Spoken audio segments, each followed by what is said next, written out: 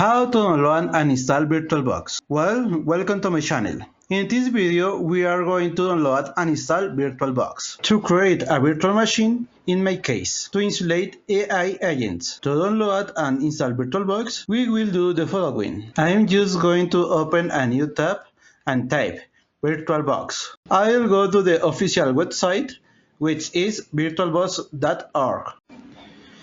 Here I'll go to download. I'll choose my operating system, which is Windows, but it's also available for Mac and Linux. In my case, Windows. I'll click it, the file will download, here it is, and I'll open the folder. This is my download folder.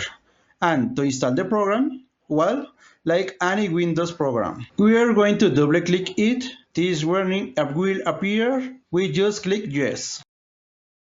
The installer will open, and since everything is next, we are going to accept the conditions. Next,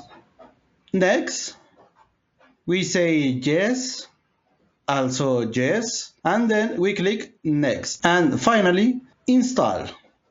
We will just wait for it to finish processing or install it completely. We will click finish, and here we have VirtualBox installed. And that's all. Thanks for watching and see you next time.